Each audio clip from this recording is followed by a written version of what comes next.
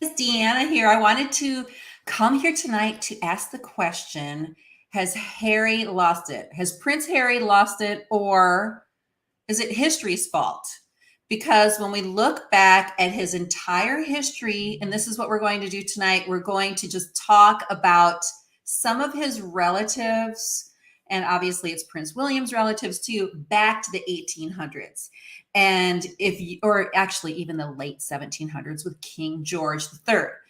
So you may or may not believe that history and DNA can sort of affect and have an impact on you today. But the question is always, is it nature or is it nurture? Was it his upbringing or was it history? Is it a combination of both? And I'm sorry, I know that that little thumbnail is a little, maybe it's too dramatic, because has Harry really lost it? Or is he just really just telling the truth, right? Is he just talking to us and telling the truth? So tonight, my name's Deanna, as I mentioned before, from Hot for History, and I want to kind of run through Harry's history, the royal family history, because honestly, one of the reasons I want to do this is because I feel like he's getting so much flack. And honestly, one of the things I appreciate about him is that he's bringing out some awareness as to some of the dysfunction that preceded him, even in history. And oftentimes, even if we think things are a little bit dramatic, it could be because there's actually some truth to it. So, welcome everybody. Hi, Pat. Hi, Marcia. Hi, eccentricity. I love that. And we are here, honestly, to some of us love Harry and Meghan, and some of us are like, I'm sort of in the middle. I'm like, what the heck are they doing? But then also, ooh, they did that. Maybe that's a good thing. So that's where I'm at. It's going to be fun because I'm going to be here tomorrow night too. And I'm going to tell you about that in 1 second.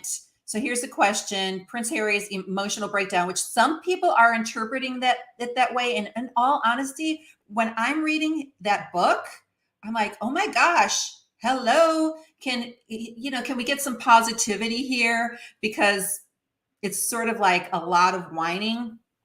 And that's been most of the criticism. But I think tomorrow night, especially, we're going to research that and we're going to talk about that with the therapist. I'm bringing on my friend Lizzie, who's going to talk about it. But here's my question: can systemic dysfunction, meaning historically in the family, and lies impact decisions and perception today? In other words, are we affected by the history in our own family?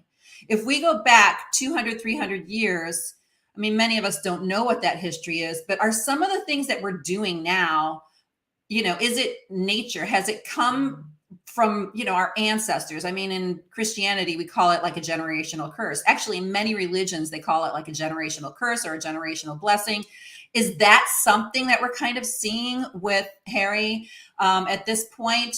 I don't know, but it's something to think about. So because tomorrow night, we're going to talk about his deep trauma, and this picture makes me so, so, so sad, because we all remember him, and he was always our favorite. I think many of us were like, we love him the most because of this iconic picture with him. But my friend Lizzie is coming. And so really, I wanted to just come on tomorrow night, but I felt like we needed some context in history for when she comes on. She's a therapist, and we're going to talk about, is Prince Harry facing his childhood trauma in his book Spare? In other words, are we seeing him sort of not unravel, but ravel it all out?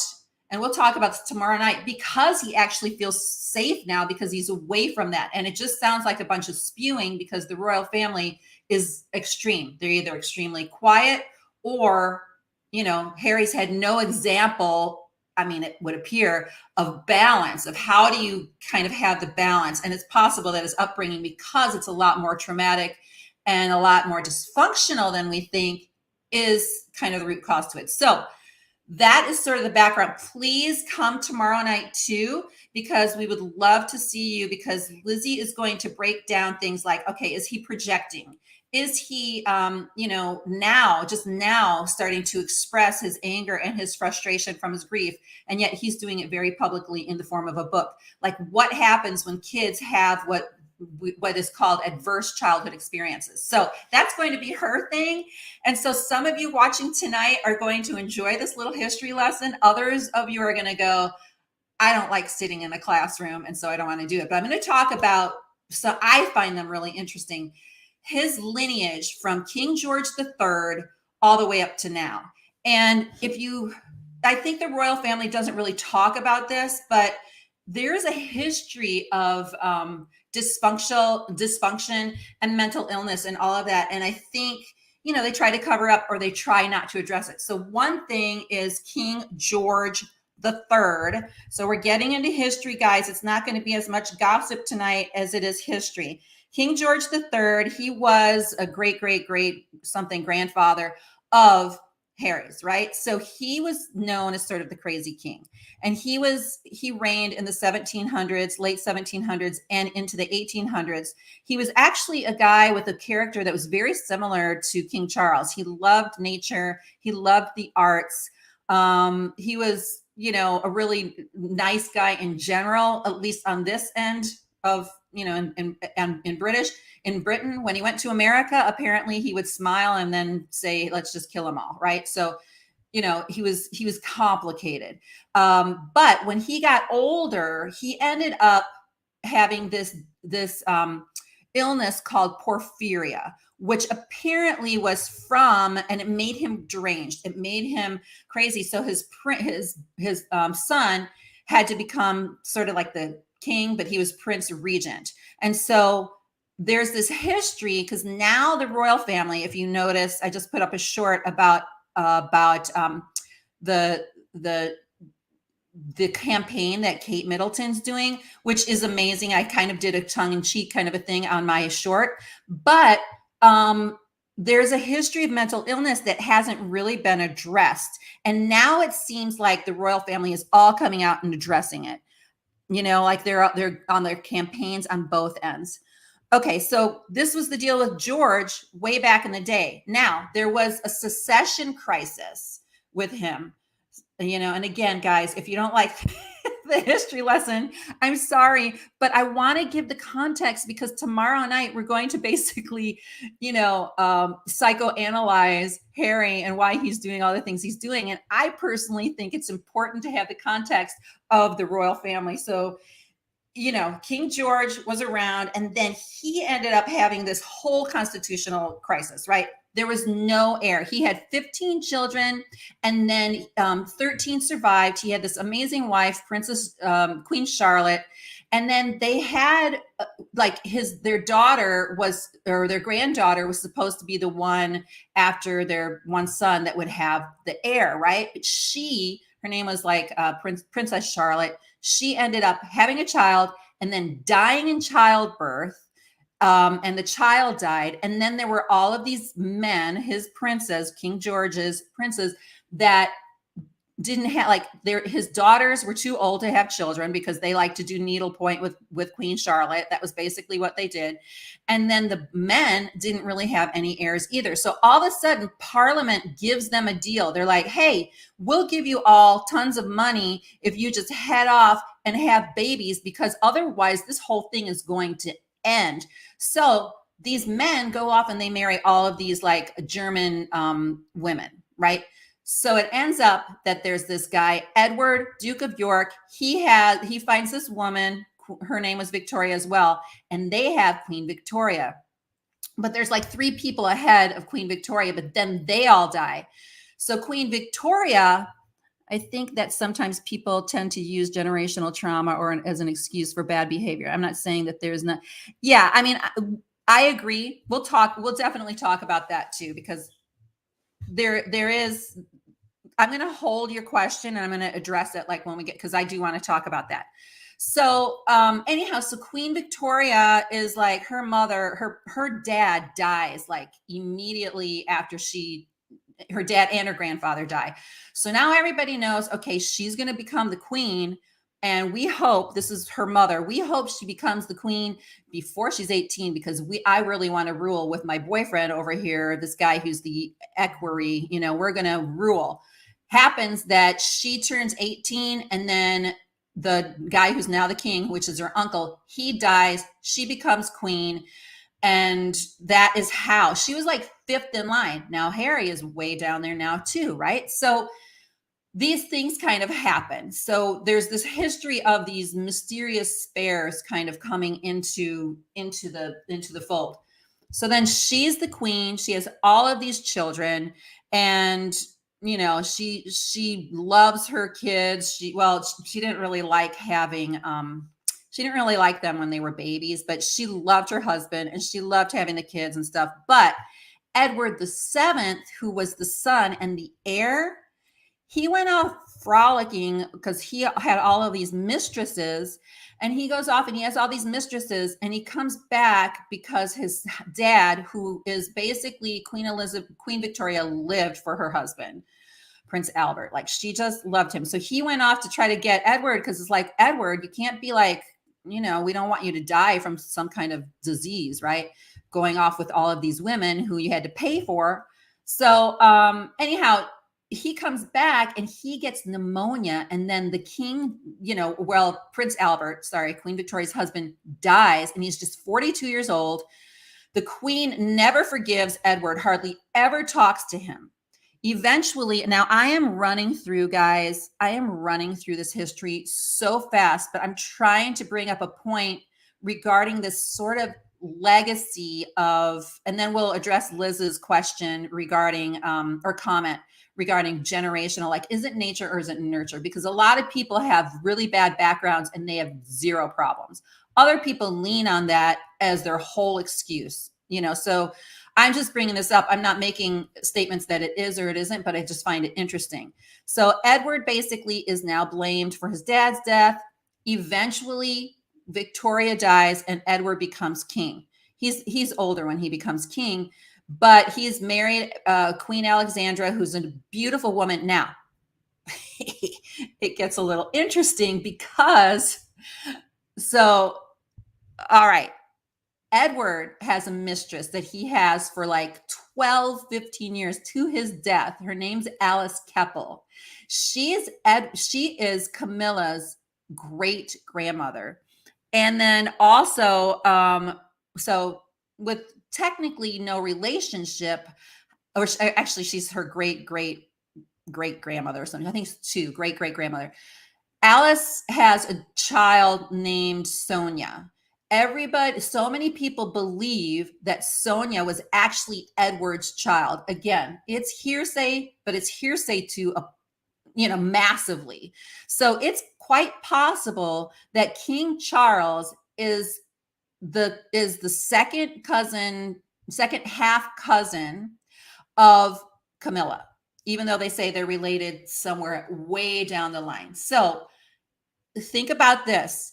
That could have been part of the reason why they didn't want Camilla and Charles being married, although they say the main reason was because there's this Royal Marriages Act where they want the future queen to be pure, and she wasn't. Okay, so let's go on to the next thing, because I want to just talk about this. So then, and again, I'm just talking a little bit about the drama predating where we're at right now with Harry. So then King Edward's son, George V, becomes, the king. His son, he has several kids. I think they had like 5 or something like that, is David, who would be Edward VIII, and then George VI, who ended up really becoming king. George VI did not really have any George V, did not have any confidence in his son David becoming king. He would be Edward VIII. He didn't really like him. They weren't on really great terms. Now let's think about the history of media. Like, Harry hates the media so much. The history of media in this family goes way back. Queen Victoria was writing books. They were writing because they're famous, right? But his death, George VI's death, needed to be sped up. And this was brought up in the 1980s, way after he passed, because there's all of this, there's records now of the diaries of the doctor. Apparently, they euthanized him, even though they thought for sure he was going to die because he was sick. But they euthanized him because they wanted it to make the papers for the next morning. They didn't want to belabor it too much. And while this was happening and he was being injected here and there, he actually shouted out to the doctor, GDU, like he knew that they were taking him out early. And then the next day, sure enough, they announced in the papers that his death was imminent. Okay, so that, and I bring that up even though it's not something Harry's thinking about. You know, he admittedly says he's not into history, right? I bring it up because there is that background with this kind of creepy media thing and this kind of like hiding these lies and these lies and these lies for generations. Like they're hiding these lies for generations, whether it's, okay, well, you know, Alice Keppel, you know, may really have been Camilla's, you know, I mean, her grandmother may have been King Edward, like they may be related, like all of the stuff that's like, oop, don't say it, like be quiet, whatever. Now we have a new monarchy that which could be shaped into something different. And even if you don't like Harry, and I don't think he's doing this consciously, it could be the drive and the shift that changes this monarchy altogether, you know. So, all right, so then we head into George dies, George V dies, and then it's his son that he did not want to really become the king anyhow, who has a mistress or has a girlfriend, sorry, that's been married, like I think she's been divorced a couple times, and they're really into Hitler. Like they're all about that. So this is a serious problem. And if you think about this in history, a lot of people say, okay, he abdicated because of this mistress situation, but many people will say it was more than that.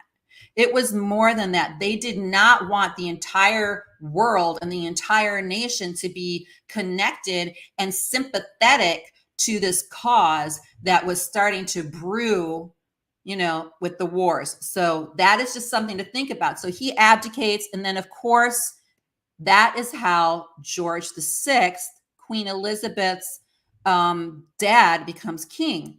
And so he was reluctant. His wife, Queen Elizabeth, you know, the Queen Mother, was perfect for this job, but she also says she was reluctant, but they were living kind of a really great life. They just lived this great life before that. And then he becomes king. Another big secret was this: Queen Mother had these nieces. It wasn't blood related at the time, but they didn't know it. Her brother married this woman who had this genetic deficiency or whatever. And so there were two nieces of the Queen Mother, and as well as 3 additional nieces that they all put in this institution, never talked about it for years. In fact, they fabricated information on the censuses and they just hid them, or they canceled them from history basically until years later. So again, another lie. I'm bringing it up because I'm just trying to give context as to the fact where everybody's all about Harry and Meghan and all the awful things that they're doing, and yet there's this thing. And again, I don't think it's conscious on his part, but there is this history there. So now we come into, you know, these days, and I'm going to just read this one thing about, I mean, even Charles was a bit rebellious. Like he did so many things. Like he got in trouble drinking when he was like 15 years old. It was all in the news. He was dating all of these women, which he wasn't really supposed to. Like there were all kinds of things that he did. And then when he was married, he wasn't supposed to be doing public displays of attention with his wife, which was one of the things that I was kind of glad about him with Diana, because, you know, you know, you don't really expect that with him. So then this, I'm going to go step by step. I'm going to look at some of these questions. Harry hates the media, but he has no problem using them. And that, let me go to your first question, Liz. Let me take a minute to go through both of these. Okay, so I think that sometimes people tend to use the generational trauma as an excuse for bad behavior too. I'm not saying that there's not a valid basis. And I agree with you. I think, like I said, people are different. Like William went through, you know, some incredible things too. And, he's not bringing up the generational thing. I do think, though, I think there's something to it with Harry. I don't think, again, I don't think it's conscious. And honestly, it's so mysterious that I don't really understand all of it. But yeah. Okay. So now let me see your other comment. I like learning about history too. Okay, so yes. So Harry hates the media, but has no problem using them for his own benefit. Don't know if he was like that before Meghan. So I think he has deep hatred for the media, and I think obviously it comes from his childhood and just his upbringing. But I also agree with you. It's like he talks about gaslighting, about his family gaslighting so bad, and yet I feel like he is the absolute representation of all of the things that he's claiming are bad with his family. They're planting and they're leaking and they're, he always makes these garden references. Sounds like his dad, but he's planting and he's leaking. He is using the media. The media is that's all of the problems. It's projecting. And I'm sure with Lizzie tomorrow night, we'll talk about how he's projecting.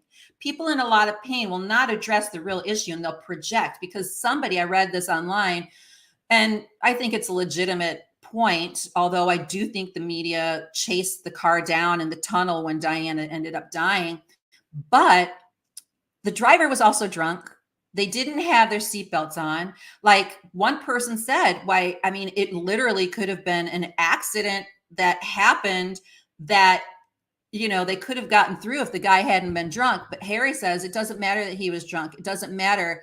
It was still the media's fault. So he's still looking for, that scapegoat and that thing to project his hatred into, because it's too, hatred is this, the grief is anger and sadness. So he's probably not as comfortable with the sadness. So I want to read this timeline of Diana's death because I feel like it's something that we don't talk about a lot. She had a rough life. So Harry, again, comes from one side of the family where, there's all of these royal lies and kind of like a weird, just kind of the weirdness of let's hide our stories and try to act perfect, even though, stuff is going on. So Diana is born in 61 to John Spencer and his first wife, Frances Roche. Which, by the way, I said this the other day. Her mother was a lady in waiting to the Queen Mother, and her whole marriage was pretty much a setup to Prince Charles at the time. So, and then when she was only 6 years old, her parents separated, but the divorce wasn't finalized till she was 8, which is basically the same as Harry. And then her dad won the custody, and then it was just dramatic. And then in 69, Diana's mom marries Peter Kidd, who's an Australia wallpaper heir, and is accused by Shandkin's ex-wife of being the other woman. So that was dramatic. And then 1970, she goes to school. 73, she and her sister are in school. She fails her tests twice. Diana at 13 is given the title of lady after her grandfather dies, and her father inherits the title Earl of Spencer. So she wasn't technically, aristocratic, until she was 13, but the family was very close to the royal family. And then in 76, when she was 15, her dad remarries, and they call her Acid Rain because that was her name. They didn't really like her that much, although she said she did reconcile with her. And then in 77, she meets Charles. In 1980, he takes her sailing. In 81, they all start talking about it. They're like, hey, Charles, this is what Prince Philip says, get married, just marry her. And he's like, I don't really want to marry her, but yes, I guess I have to. So the whole setup, and we all know all of the drama later, about her dying and everything. The whole thing is like a setup. So Harry is correct when he starts talking about, my whole life was it's not like it's all love and warmth there, right? But there are many families that and kids that are born outside of a lot of love that do quite well, right? But to somebody as sensitive and, kind of becoming aware of his feelings, it's a big deal. So, and then if you just look at Harry's life, like he basically ended up, his childhood, he came from a broken family. He really did. And these are things that, we need to talk about. So tomorrow, and I'll pick on the questions now, but I bring all this stuff up because does the history, his family history, is it just interesting? Is it just interesting? Or do these things, they're not thinking about history every day, but do all of these things compiled up together mold people in how they act, the whole institution with how it responds? He complains a lot about them not telling the truth and keeping all these secrets, but he's keeping secrets, so if there is a history of, okay, there was mental illness, but it was never addressed, let's not talk about the mental illness. And now he has anxiety. His wife has, had some mental issues after her baby, or had some mental issues and, that she wanted to deal with. DEANNA did. Let's not talk about it. And now all of a sudden it's like, let's talk about mental health. But what about your own? Right? So is he having delayed grief? We're going to talk about that. That is definitely what he's having. I'm just going to answer that right now, but Lizzie will explain that. Is he projecting? I mentioned this regarding the media and the attacks on his family and his brother. One question I'm going to have for Lizzie is, why do when kids project, or they start to, let's say, come out of their grief and it forms into anger, why do they project onto the people that they love the most, that are closest to him? Because I feel like that's what he's doing with William. It's almost like there's so much animosity and so much hatred. Like if you listen to the book, it's like dig after dig after dig. So we're going to talk about what ACE is, which I mentioned. And then I want to know, listen, she's a marriage therapist and family therapist. How would something like this, like all of the stuff that they're going through right now, affect the marriage, right? And then what's next? Because the royal family is consistently addressing mental health right now, but is it something that like, do you think it's something that they would really dive into? Like, what would have been, this is one of my questions, I think, for Lizzie, I don't know if she's watching tonight, but would be, when you have a child, let me see, I think I can get off of this. Yeah. When you have a child that has gone through something like this, what would have been,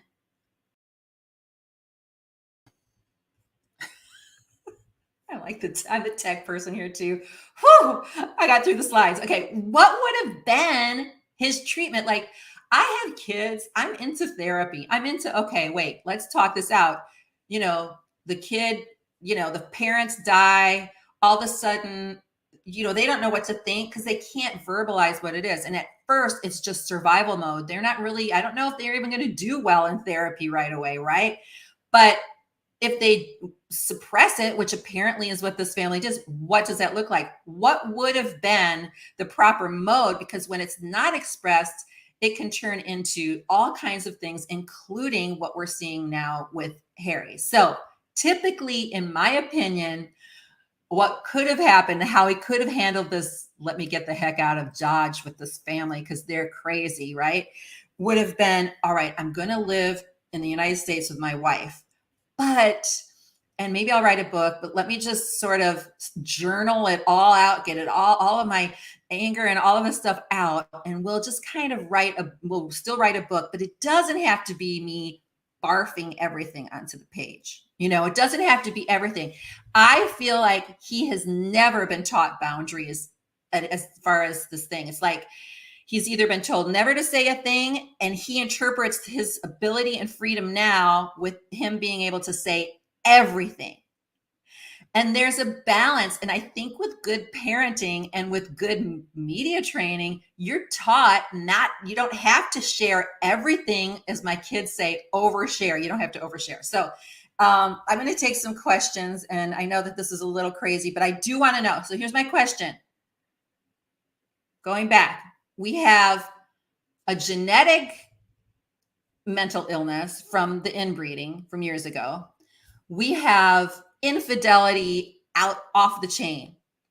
We have children basically being born and bred because, oh my gosh, we won't have a king and heir. And it happens everywhere. It happens to farmers. They want to have more, the whole thing. There's the possibility that his stepmother is a lot closer family wise than you would think. And then there's even the issue with him being born because his dad couldn't marry his true love in the first place, which possibly was his second half cousin, because of her background. And then he's born out of this family without, which was basically a setup. All of those things, getting back to Liz's question, like, I feel like the generational thing is kind of BS. I'm just paraphrasing. Yeah, it is kind of BS. But if this is what he feels, if this is how he's interpreting all that, it still is real, right? And we're seeing it play out. There's so much dysfunction in every family, but with him, we're seeing it play out. Yeah. Now here's one thing, Sandy. I'll say, I think Harry would have stayed, but wouldn't like it if he had not been for Meghan. Yeah, exactly. So there is one thing that I'm thinking, and I want Liz to, I want the therapist to bring it up. I have just a little bit about me. I have 7 kids. I have 5 that are internationally adopted, and they have some adverse childhood experiences because we adopted them later. I have known from personal experience that sometimes grief and this, it just feels like I call it an unraveling, this sort of like, whoa, it's all coming out at once, could happen years later. Why? Because it's when they feel the safest. And as much as people will say about Meghan, I mean, he's in a different place. He's with somebody who probably encourages him to just say it all, even though many of us know, just like Princess Catherine says, talk therapy doesn't always work, but he apparently thinks talk therapy always works. He may be feeling extra safe with Meghan, and that is why he's saying all this stuff and doing all this stuff. Now, it's too much. It's fire hosing, in my opinion, but it is what it is. So I'm projecting it to William. Very sad, especially when they were, I know. And the thing is, I always think oftentimes, like, as a mother, how devastating it would be for me to think even that my kids would not be close, and not only not be close, but would be kind of, attacking each other like that.